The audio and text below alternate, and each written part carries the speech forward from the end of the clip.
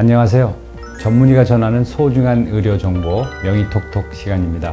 저는 서울성모병원 이비인후과 교수 손동일이고요. 제 옆에는 두경부암 명의 김상현 교수 자리했습니다. 안녕하세요. 네, 안녕하세요. 서울성모병원 이비인후과 김상현입니다. 사실 두경부암은 흔하지 않아서 일반적으로 잘 모르시는 경우가 많습니다. 게다가 증상도 없다 보니 병을 키워서 병원에 오시는 경우가 많은데요. 오늘 김상현 교수와 함께 두경부암에 대해 차근차근 설명해 드리겠습니다. 많은 시청자께서는 두경부라는 단어 자체가 낯설 것 같은데요. 두경부가 어디인지부터 설명 부탁드립니다. 네, 두경부는 머리와 목 부위, 정확히는 뇌 아래에서 가슴 윗부분까지 눈을 제외한 목, 코, 입 모두를 통틀어서 두경부라고 합니다. 크게는 발성기관인 후두와 맛을 느끼고 음식 섭취의 시작점이 되는 구강, 그리고 편도선을 포함하는 삼킴을 주로 담당하는 구인두, 그리고 후두 뒤로 식도로 음식물의 통로가 되는 하인두가 있는데요. 이 밖에도 냄새를 맡는 비강과 비강의 후벽을 이루는 비인두가 있겠습니다. 숨을 쉬고 냄새를 맡고 음식을 씹고 삼키는 통로이자 목소리를 내고 말하는 기관이 모두 두경부에 포함된다고 보시면 되겠습니다. 그렇기 때문에 이곳에 암이 생기면 호흡과 음식 섭취, 발성 등의 문제가 생겨서 삶의 질이 크게 떨어지게 됩니다. 또한 치료 후에도 장애가 남을 확률이 높아서 조금이라도 이상 증상이 느껴지신다면 빨리 병원을 찾아서 진단과 치료를 받는 것이 중요하겠습니다. 그럼 두경부암이 어떤 질환이라고 쉽게 설명할 수 있을까요? 두경부암은 아까 말씀드렸던 뇌와 눈을 제외한 두경부 부위에 발생하는 모든 암을 두경부암이라고 합니다. 다만 암이 생기는 위치에 따라서 명칭이 조금씩 달라지는데요.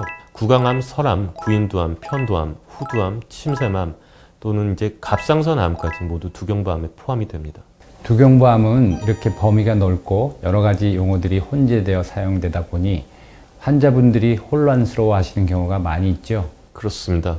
게다가 단일 장기를 치료하는 다른 암과는 다르게 두경부암에 발생하는 암은 여러 장기의 기능적인 측면을 고려해야 하기 때문에 치료가 까다롭다고 볼 수 있습니다. 두경부암의 종류를 알기 쉽게 설명해 주셨는데요. 김상현 교수님, 많은 시청자께서 두경부암을 짐작할 수 있는 증상을 알려주실까요? 두경부암의 증상은 발생 부위에 따라서 차이가 있습니다. 구강암의 경우에는 입안의 궤양이 2주 이상 지속되고 적색 또는 백색반이 동반되는 경우에 의심해 볼 수 있습니다. 구인두암의 경우에는 목 안쪽으로는 특별한 증상이 없는 경우가 많지만 경부의 림프절이 커지면서 목에 만져지는 혹을 이유로 내원하는 경우가 많습니다. 하인두암은 초기에는 목에 이물감으로 증상이 시작되나 진행될수록 삼킴 곤란이나 연화통을 호소하는 것이 주요 증상입니다. 후두암의 경우는 특징적으로 비교적 초기의 음성 변화가 나타나며 대부분이 흡연자에서 발생하기 때문에 흡연자들에서 음성 변화가 지속되는 경우에 조기 검사가 필요하겠습니다. 침샘암은 주로 무통성 혹이 귀 밑이나 턱 아래에서 만져져서 내원하게 됩니다. 심한 경우에는 안면마비가 동반되기도 합니다.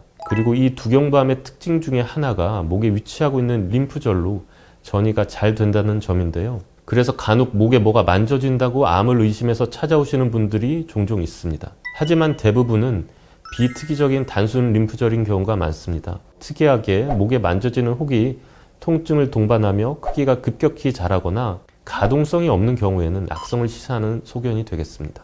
다만 앞서 말씀드린 이런 증상 등이 발견되고 2주 이상 없어지지 않거나 흡연의 과거력이 있는 경우에는 지체 없이 이비인후과에 오셔서 진료를 받으시는 것이 좋겠습니다. 교수님께서 잠깐 말씀해 주셨습니다만 흡연, 음주가 두경부에 매우 치명적이라는 사실을 저도 다시 한번 여러분들께 말씀드립니다. 이번에는 두경부암의 발생 원인에 대해서 자세하게 설명 좀 해주시죠. 가장 많이 발생하는 두경부암의 유형 중 하나인 편평상피세포암은 흡연과 음주가 가장 큰 원인으로 알려져 있습니다. 이 중에서도 흡연은 두경부암과 밀접한 연관성이 있습니다. 흡연을 하게 되면 두경부암 발생 위험이 약 15배 가까이 높아지는 것으로 알려져 있고요. 또한 음주는 이러한 위험을 더욱 높여서 흡연자의 음주는 두경부암을 4배 이상 높인다는 연구 결과도 있습니다. 최근에는 자궁경부암의 위험인자로 널리 알려진 인유두종 바이러스 HPV 감염으로 인한 구인두암의 발생이 크게 늘어서 주의가 필요한데요. 가장 흔한 발생 부위는 편도선이 있겠습니다.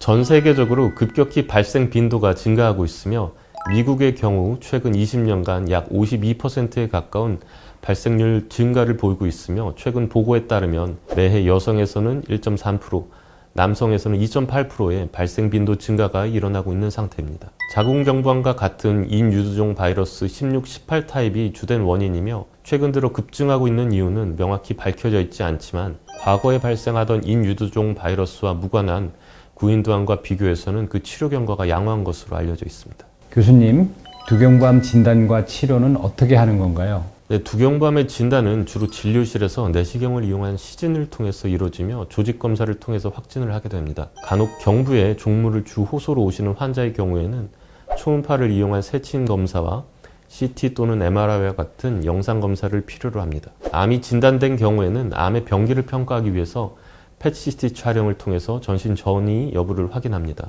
두경부암의 치료는 항암 방사선 치료와 같은 비수술적 치료와 수술 치료로 나눠지는데요. 두경부암이 여러 부위로 나눠지기 때문에 수술이 효과적인 부위와 항암 방사선 치료가 효과적인 부위가 있습니다. 일례로 비인두암의 경우에 비수술적 치료가 초기 치료로 효과적인 반면 구강암이나 침샘암에서는 수술적 치료가 비수술적 치료에 비해서 더 효과적이며 선호되는 것으로 알려져 있습니다. 다만 중요한 점은 초기 두경부암은 수술 또는 방사선 치료와 같은 단독 치료로도 완치가 가능하지만 암이 진행된 경우에는 어느 한 가지 치료법만으로는 완치를 기대하기가 어렵다는 사실입니다. 따라서 수술, 항암, 방사선 치료를 적절히 선택하고 병합하는 치료 전략이 중요한데요. 결국 암을 완전히 제거하는 것은 물론 먹고 말하고 숨쉬는 기능을 최대한 유지하여 치료 후 환자의 삶의 질을 높이는 것이 두경부암 치료의 최종 목표라고 할 수 있습니다. 두경부암 수술은 부위의 특성상 중요한 혈관과 신경이 밀집해서 분포하고 복합적인 3차원 구조를 이루고 있어서 수술의 난이도가 높습니다. 또한 먹고 말하고 숨쉬는 기능과 밀접한 연관이 있어서 환자분의 기능적 측면을 고려한 절제 수술과 동시에 결손 부위의 재건 방법이 중요한데 저희 병원에서는 이러한 재건 수술에 축적된 임상 경험을 가지고 있습니다. 팔이나 다리 등에서 자가 조직을 이식하는 유리피판술은 긴 수술 시간이 소요되고 혈관 문학과 같은 미세한 고난이도의 수술을 요합니다. 이외에 결손 부위 주변의 조직이나 어깨, 가슴의 살을 이식하는 국소피판의 경우 수술 시간이 짧고 쉬우나 모든 환자에서 사용 가능한 것은 아닙니다. 따라서 적절한 피판술을 선택해서 기능적 결손을 최소화시키는 것이 두경부암 수술에 있어서 중요한 점이라고 할 수 있습니다. 사실 우리 서울성모병원 의료진들은 로봇 수술에 자부심을 가지고 있죠. 두경부암도 로봇 수술로 많이들 수술하죠. 로봇 수술은 두경부암 중에서도 특히 구인두암에서 가장 활발하게 이용되고 있는데요. 얇은 로봇팔을 이용하고 10배 확대된 3차원 시야를 제공해줘서 좁은 입안을 통한 정밀한 수술이 가능해졌습니다. 과거에 비해 수술 범위가 좁아지다 보니 회복 기간도 획기적으로 단축되고 먹고 말하는 기능 보존에도 유리해서 치료 후 환자의 삶의 만족도가 높아지는 장점이 있습니다. 최근에는 구인두암 이외에도 하인두, 후두와 같이 좀 더 깊이 위치한 장기에 발생하는 암에도 로봇 수술 적용을 확대하고 있는 추세입니다. 또한 침샘암이나 갑상선암에서도 로봇 수술이 많이 시행되고 있습니다. 최근 유연한 입체 카메라의 움직임이 가능한 단일공 로봇이 도입되면서 두경부의 신부장기 수술에서도 점차 로봇 수술이 늘어날 것이라고 생각합니다.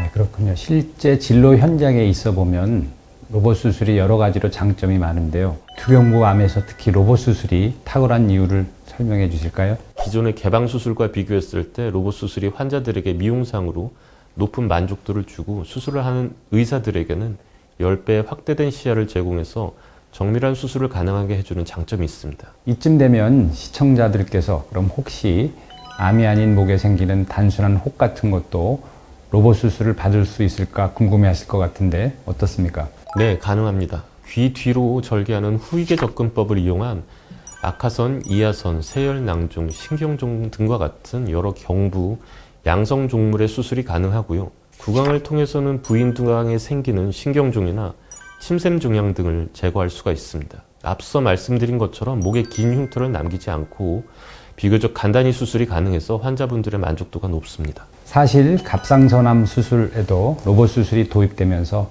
많은 변화가 생겼잖아요. 네, 그렇습니다. 기존의 갑상선암 절개 수술법은 목 아랫부분을 약 5에서 6cm 절개하기 때문에 흉터가 남았는데요. 로봇 수술 시스템이 도입되면서 이런 문제점이 크게 개선됐습니다. 최근 발표되는 논문에 의하면 갑상선 로봇 수술은 미용상으로 기존 수술법에 비해서 우수한 것은 물론이고 중형학적인 면이나 합병증 발생 면에서도 기존 절개 수술에 비해서 뒤처지지 않는 것으로 알려져 있습니다. 현재 갑상선 로봇 수술에서 사용되는 대표적인 방법으로는 후이게 접근법, 애곽부 접근법이 있고요. 최근에는 경구강 로봇 갑상선 수술 또한 활발히 시행되고 있습니다.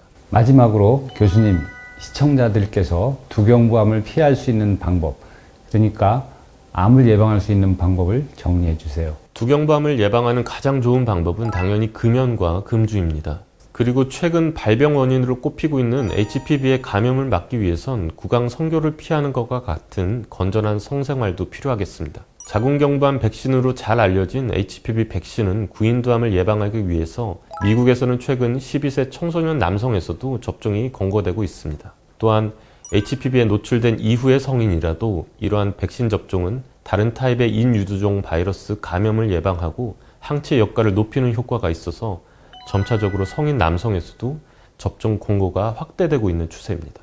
구강암에서는 구강 청결을 유지하고 틀니 등의 구강 내 보철물을 치아와 잇몸에 잘 맞게 조정하여서 기계적인 자극을 줄이는 것이 중요합니다. 보통 두경부암의 5년 생존율은 1기 90%, 2기 70%, 3기 50%, 4기 40% 정도로 이는 암을 조기에 발견할 경우 90% 이상의 완치 가능성이 있다는 것을 의미합니다. 정기검진을 통해서 조기에 발견하면 충분히 치료가 가능한 암인 만큼 섣부른 두려움보다는 적극적인 조기검진에 임하고 치료하는 것이 무엇보다 중요합니다. 오늘 명의톡톡 시간에는 먹고 말하고 숨을 쉬는 모든 곳에서 발생할 수 있는 암, 두경부암에 대해서 김상현 교수님과 함께 자세히 알아봤습니다. 영상을 보신 시청자들께서도 금연, 금주 꼭 지키시고요. 정기적인 이비인후과 검진을 잊지 마시기 바랍니다. 교수님 오늘 말씀 감사합니다. 네, 감사합니다.